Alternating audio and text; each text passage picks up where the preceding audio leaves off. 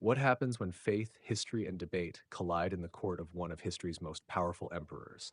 Today, we unravel the gripping story of Mubahisa-e-Alamgiri, the legendary debate between Hazrat Miyan Shaikh Ibrahim and Qadi Abu Said, ordered by Emperor Aurangzeb Alamgir. Stay tuned as we explore the intriguing questions, sharp answers, and the impact of this pivotal discourse on religious thought. Picture this: Ahmadnagar, 1684 CE. Emperor Aurangzeb summons religious scholars to investigate the beliefs of the Mehdavi community. Why? Because whispers of the Mehdi, the promised leader of the end times, have sparked debates across the empire. Enter Shaykh Ibrahim, the Mehdavi scholar tasked with defending his community's faith against the questions of Qadi Abu Said. Qadi Abu Said asked, "By what proof do you claim that the Mehdi has come and gone?" Shaykh Ibrahim cited the Prophet Muhammad's, peace be upon him, tradition. Allah will send a religious renewer at the start of every century, and the Mehdi of the 10th century is Sayyid Muhammad Jaunpuri's, Alaihis-Salam. He further explained that historical records support the exact timeline of Sayyid Muhammad Jaunpuri's, Alaihis-Salam, declaration. The Shaykh added that the Mehdi's role is not to bring universal recognition instantly, but to set the moral and spiritual example for those who seek it.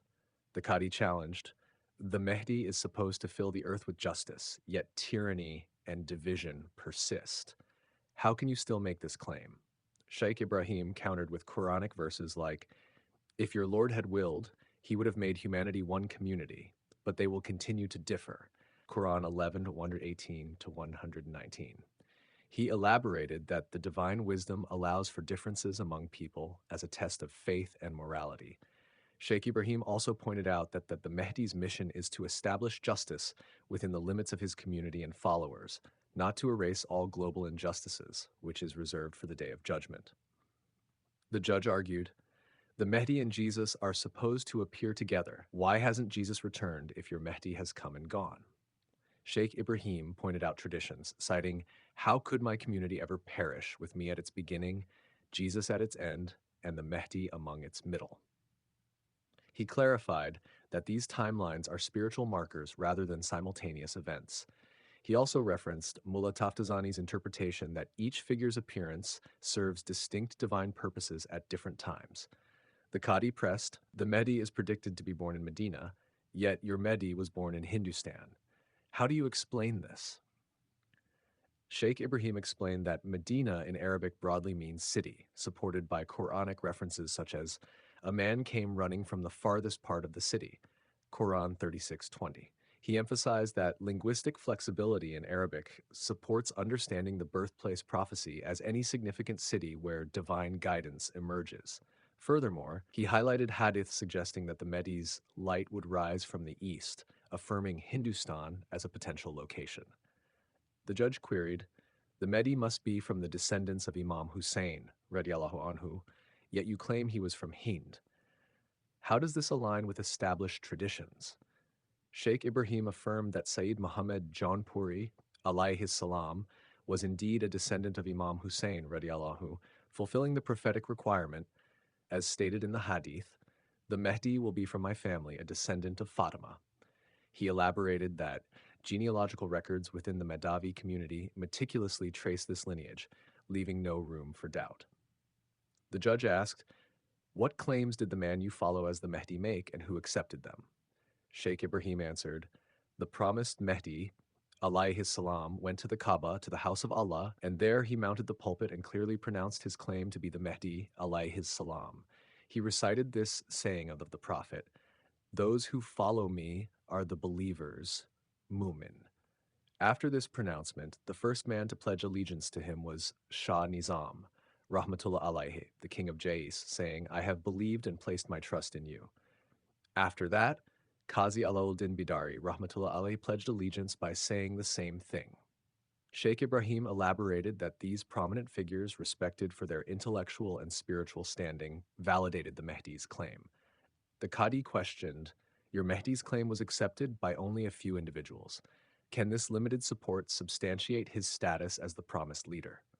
Shaykh Ibrahim cited Islamic jurisprudence, "Two trustworthy witnesses are sufficient to validate a claim," referencing the testimony of Shah Nizam and Qazi Alauddin Badari.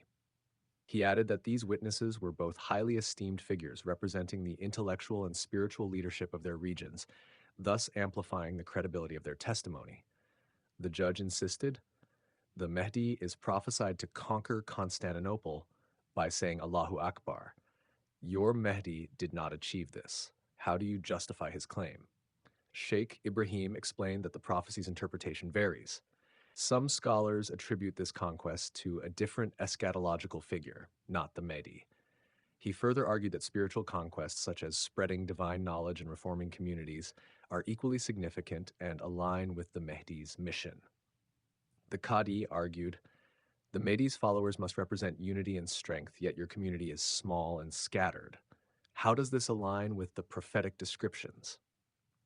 Shaykh Ibrahim responded with the Prophet Muhammad's, peace be upon him, words, my community will divide into 73 sects and only one will hold the truth, emphasizing that truth is determined by divine guidance, not numbers. He highlighted that the Quran praises steadfastness and sincerity over size, quoting, you are the best of nations, 3:110. The Qadi questioned, does rejecting the Mehdi make one an infidel, as some of your opponents claim? Shaykh Ibrahim clarified, the Quran states there is no compulsion in religion, Quran 2:256, and the Prophet said, only Allah knows the truth of hearts. Our stance is to encourage understanding, not condemnation. He further emphasized that takfir, declaring someone an infidel, is a serious judgment not to be made lightly or politically. The Qadi asked, what specific verses in the Quran validate the Mehdi's mission? Shaykh Ibrahim cited, indeed, we sent down the Quran, and indeed we will be its guardian, Quran 15 verse 9, emphasizing that the Quran itself foretells guidance in every era. He linked several verses symbolically, such as, and others from them who have not yet joined them, Quran 62 verse 3, interpreting this as a reference to the Mehdi's advent to guide future generations. Shaykh Ibrahim argued that the Mehdavis were simply one distinct group within the wide spectrum of the Ahli Sunnat o Jama'at community. Therefore, they should not be subjected to any persecution or punishment. Shaykh Azam, son of Shaykh Ibrahim, further elaborated, pointing out the diversity within the emperor's army itself, consisting of Jews, Christians, Parsis, and even pagans. The judge protested, but it is my job to test and examine everyone. Shaykh Azam, son of Shaykh Ibrahim, responded, there are so many different religious communities and sects fighting side by side in the emperor's army. What profit do you hope to make by interrogating everyone? He then recited the Quranic verse, O you people, stay constantly aware of your Lord, and feel dread for the day on which a father will not be rewarded at all for what his son has done, nor will children be rewarded for what their parents have done. Quran, Surat Luqman, 31:33.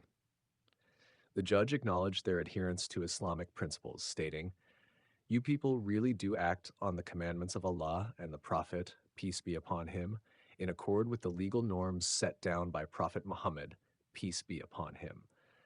I judge that your doctrine is correct and acceptable.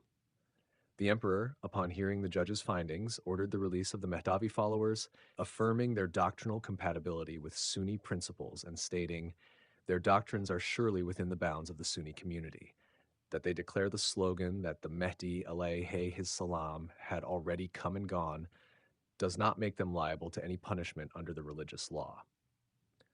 After hours of spirited discourse, the Qadi acknowledged the civility and scholarly depth of Shaykh Ibrahim's arguments. While no official conversion occurred, the Mehdavi community was spared persecution, reflecting a shift towards tolerance. The Mubahisa-e-Alamgiri reminds us of the power of words and wisdom in shaping history. What are your thoughts on this monumental debate? Let us know in the comments below, and don't forget to like, subscribe, and hit the bell icon for more historical deep dives. Until next time, keep questioning and stay curious.